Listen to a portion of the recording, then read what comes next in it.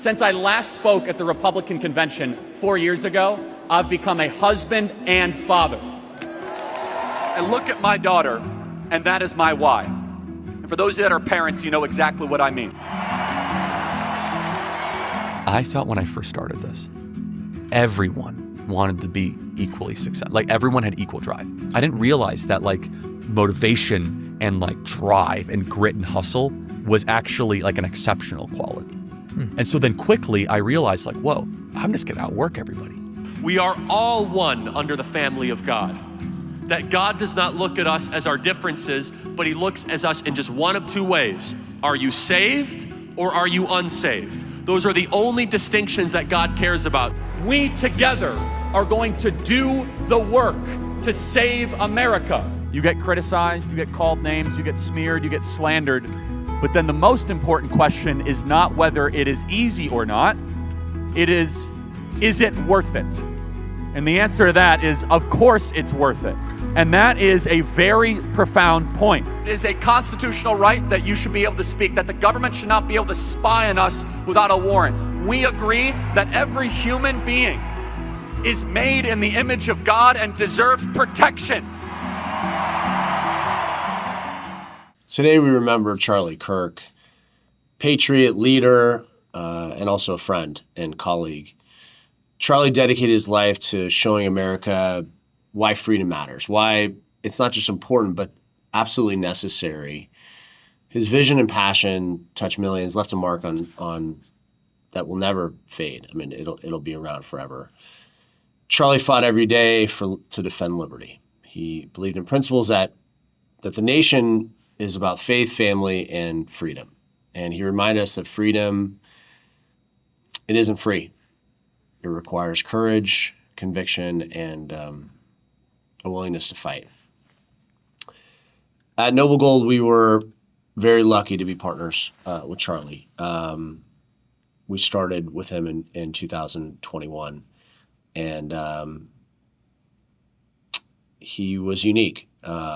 And I had the privilege of joining him on his podcast many times to talk about the economy and the world, and in more recent years, more personal things, which I really, even the last show I remember was quite touching.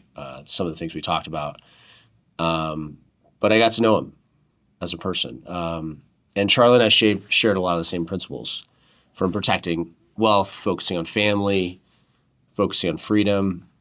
And at the heart of all, it was the same idea, is that no one ever should be at the mercy of forces beyond their control. And you have to, go out into the world and create something for yourself. Charlie, we were obviously colleagues. We worked together.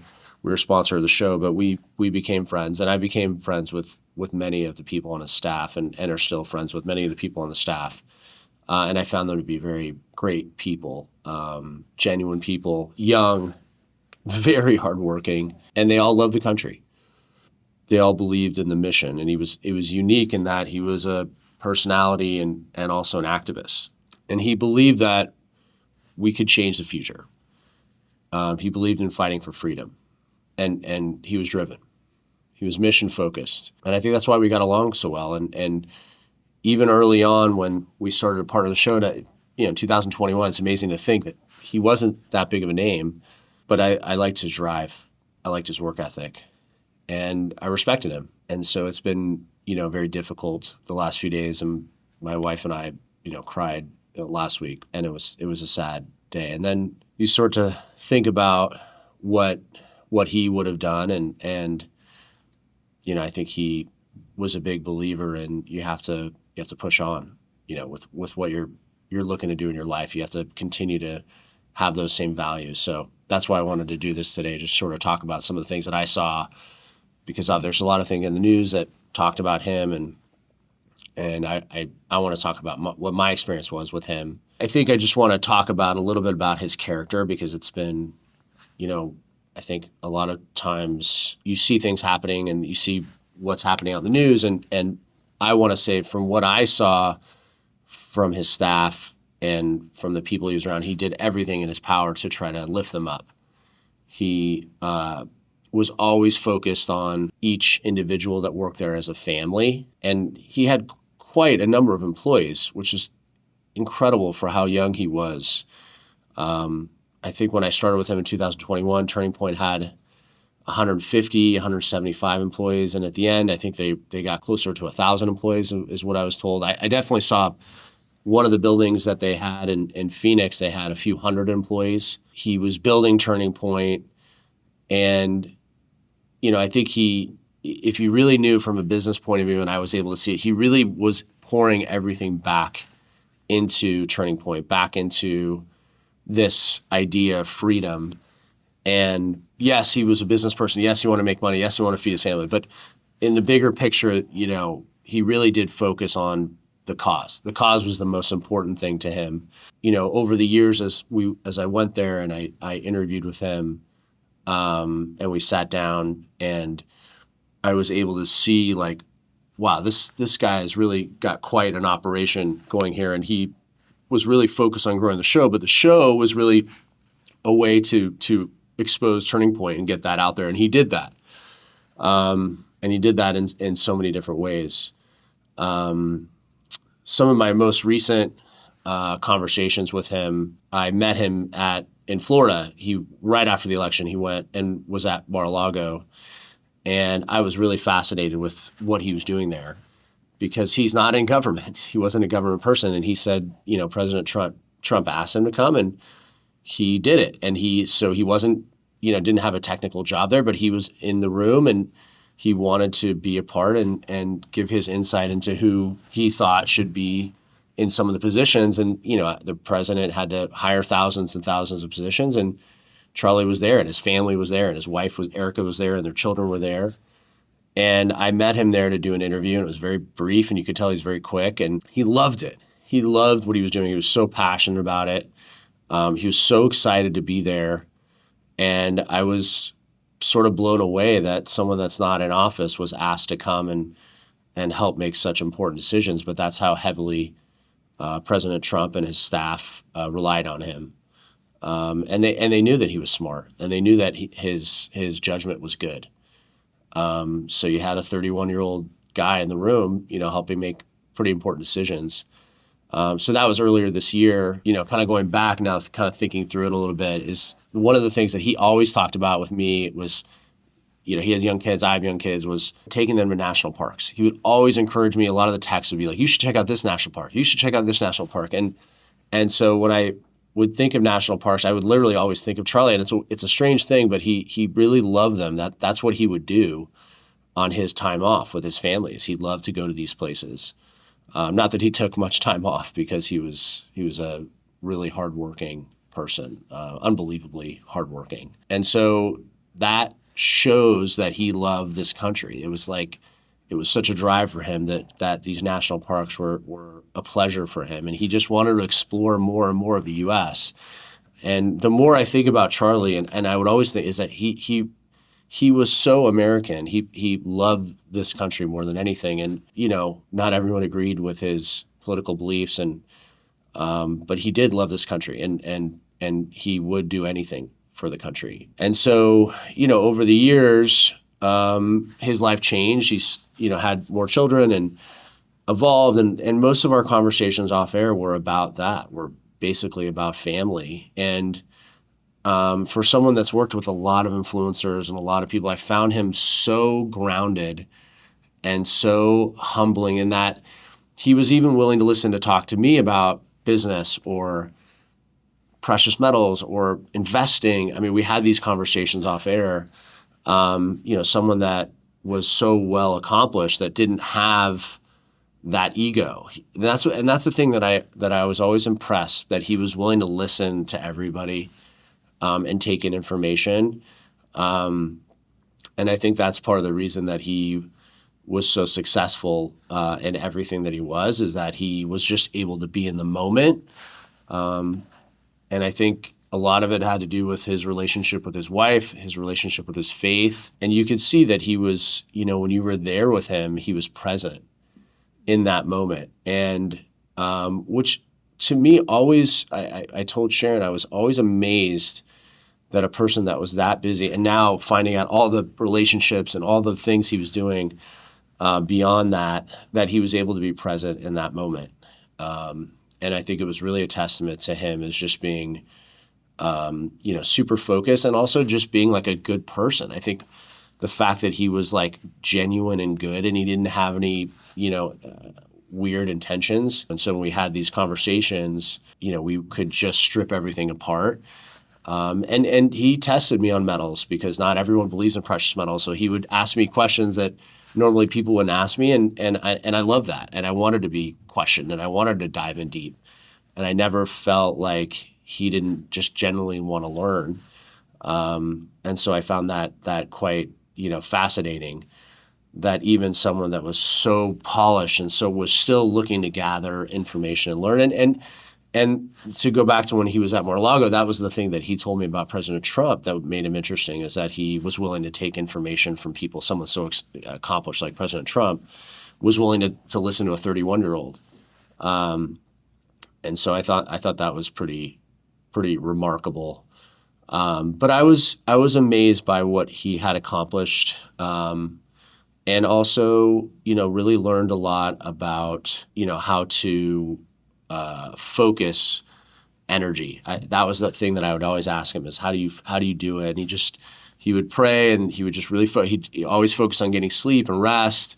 He started to really focus on his health. I think one of the pictures we have is when I was with him early on. We were both a little heavier set, and we both of us at the same time made a lot of physical changes, because we started eating better, and we both quit drinking, and that was one of the last conversations I had with him, was about that. These kind of lifestyle changes that we made, and really to allow us to focus on our day-to-day lives and our family and our business. But every interaction that we had was a learning lesson for me, even though I was much older than he is. And I was in awe of what he was able to accomplish in such a short amount of time. So maybe we'll run a clip here of some of the interactions we had. Talk to me about this. What do you think about that? Well, tell me about what you think about that. Tell me what you really think. Well, I would love it. Thank you. Just as a nice little gesture. This is safety. This is security. Yeah. And in our family, we own a lot of gold, physical gold, not just gold IRAs, but actual gold you can touch. And it's good because if I open up my phone right now and it shows a bank account balance, that's very abstract. Mm-hmm. That's just numbers on a screen. This is real wealth. And I think there is a movement, a gravitational pull towards real, towards tactile, towards something you can feel, and less away from the abstract. And so this is the economic equivalent of that. Yeah, it's been around 5,000 years. It's worked pretty well. Yeah, it's all throughout the Bible. Yes, correct. Right? It's all throughout the Old and New Testament, yes. The Romans, the Greeks, the Chinese, and even us. We all seem to kind of gravitate towards this. So maybe we should learn something from the ancients. Yeah, absolutely. Yeah, that was when he was in Mar-a-Lago, and I flew out there to talk on the show about things that were happening, and metals had started to take off, and so you could see right there, just genuine, real, and just an overall great personality, fun guy to be around, and so many of the interactions were like that. We were just having a great conversation with my friend here, Colin Plume. Colin, great to see you. We were talking about not drinking. Yes. We should talk about that in a second. Yeah, please. Yeah, so I saw your interview with Newsom, and it was a great interview overall. Thank you. The thing that stuck with me is he asked you about why you quit drinking, and you said, I want to be more successful, or I want to be successful, or I wanted to be more successful. More successful, right? Yeah. And I quit drinking a year and a half ago, and I'm actually writing a book about it that will come out. About quitting drinking? Yeah. That's amazing. And Tell me about that. What it's done for my life. And well, I think as a business owner and a father, and you even if you didn't drink all week and then Friday night you had a few, I would wake up Saturday morning and just be tired and not engaged with my kids as much as I wanted to. And then so that was one aspect. And then it was just the ups and downs of owning a business, the stress, the anxiety. Yes. I mean, Oh, yeah. And I wanted to just test it out. So I had a major surgery. I had my hip replaced. And I said, I'm just going to try it after the surgery. And I just felt better and better. And I felt quicker. Yes. and I think the most important thing is that I was able to, like, when I had struggles, I was able to recover from them quicker, right? Yes, I mean, I don't know what course. how it's affected. No, I mean, like, look, I mean, I haven't had a drink in 4 or 5 years, and I was never a serious drinker at all.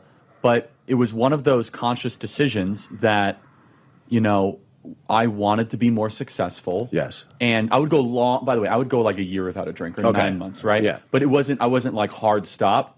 And then I got married to my wife, Erica, and I was like, I want to go to the next level. I want to remember things Yes. with more clarity. I want to be Yes. sharper. I want to be Yes. more precise. I Yeah. want to be able to study. And then I also, to your point, the mornings are way better. Way better, absolutely. And also, you do not sleep. Literally, you do not sleep if you have Correct. too much alcohol in your system. Correct. Your body's not sleeping. You're just sedated. You don't get into actual Yeah. deep REM. I'm sure you've done all the research on Yeah. this. Oh, yeah. And I have a good friend that I've been trying to convince him to take some time off. And the first month that he stopped, he's like, I'm not sleeping as well. And I'm like, actually, you're finally sleeping. You're actually finally sleeping. He just didn't know what sleep was. Correct.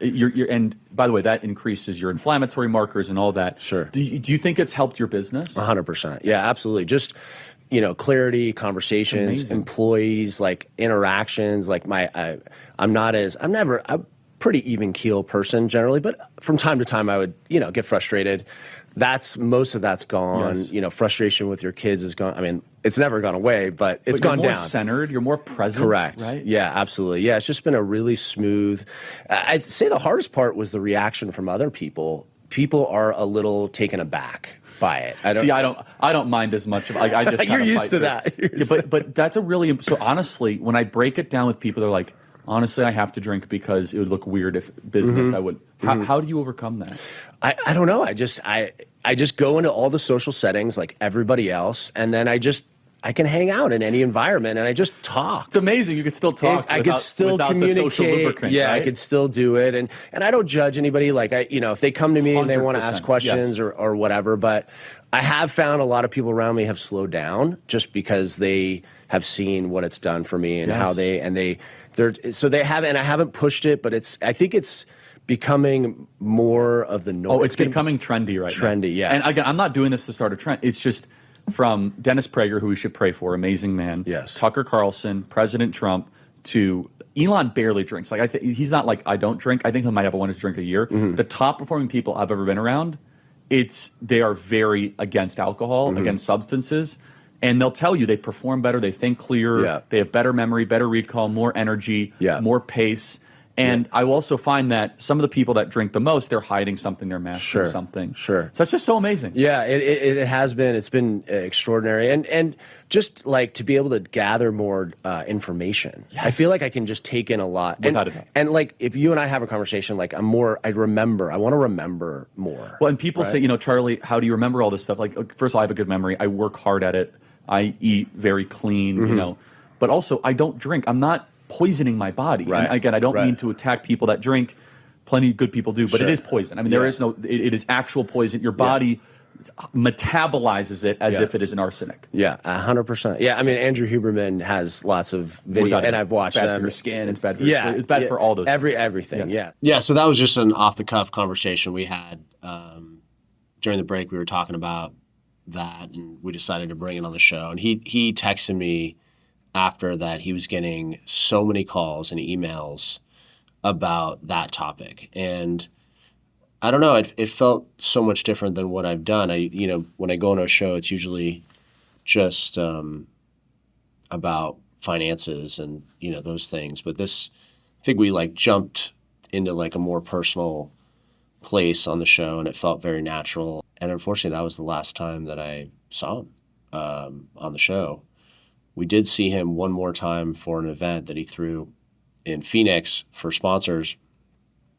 And I felt now in hindsight it's great because a number of people on my team got to go, and he spoke about what he was doing in his life, and it was just for major sponsors of the show.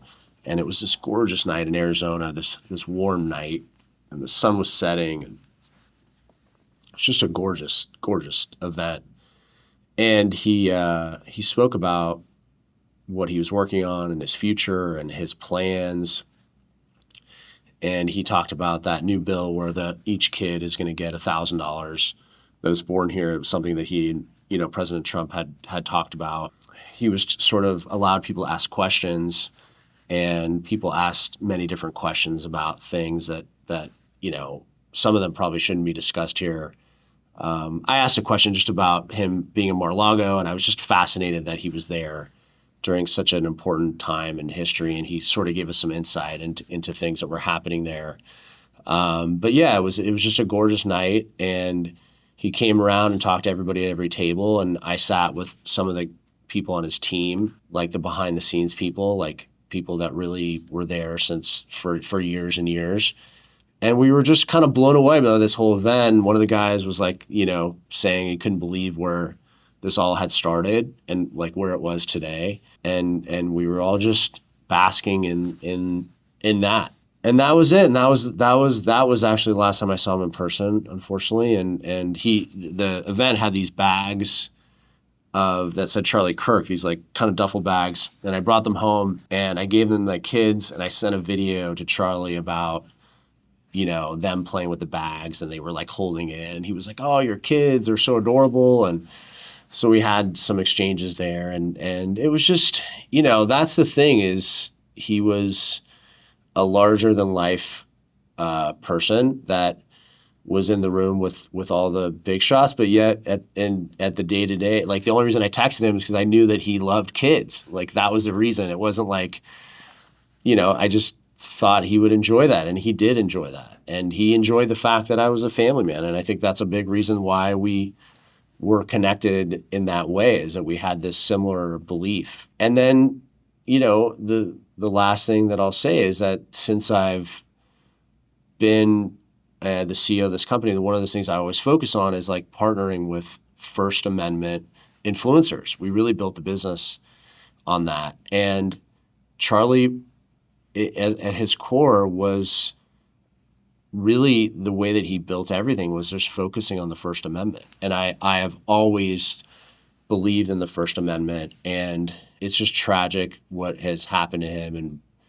And I know that his wife and Andrew and everyone at that organization will keep that going. They'll keep Turning Point going. They'll keep the show going, and they'll keep his vision going forward. And I hope that his death will become this conversation for people to have conversation, because really at the end of the day, that's how he grew, is that just having conversations. And yes, he said some things people didn't like, and yes, he said some people's that people did like, and people were offended, and it is, he was a person that you could see a lot of both sides, and people were frustrated with him. But at the end of the day, I always think about it as the First Amendment, his ability to have a conversation. And really that was the thing that he wanted, was to continue conversations. And, people were saying to me, like, I had someone say to me, yeah, but he would say things that were mean or this and that, or they'd ask him a question and then he'd eviscerate a college student and make them look silly. And I would always say, well, first of all, the college student had time to prepare for the question. They could prepare a response and be ready. They kind of know how he's going to respond. They could be more prepared. But two, like when you're 18 or 19 or 20 in your college, like that's when you're supposed to have these kind of conversations. That's when you're supposed to get challenged. I would think that the professors in the classroom would be challenging you too if you said something. They're not going to just accept it. And I think that was the whole idea, was that people should be challenged in college, and that they should have difficult conversations. And I think the conversations that they were having were good. And so, yeah, he was giving them a different point of view than what they were getting in a lot of the classrooms. And that's good. That's the point. And so I will always, remember him as a family person, and my heart goes to his family and his kids. And it's just, I don't know how anyone can recover from that. And I hope that, people remember he was a person that was young and said some things and made some changes. And I think he was evolving as he was getting older. But overall, I think his heart was in the right place. And I feel lucky that I was around him. I learned a lot. And I'll always remember what he was able to accomplish, and the fact that someone that had done so much had that just like a humble way about him. And I think that's unique in this world. So again, thanks for everybody for jumping in and just, wanted to get these things out, and we'll miss you, Charlie. And I hope you're in a better place.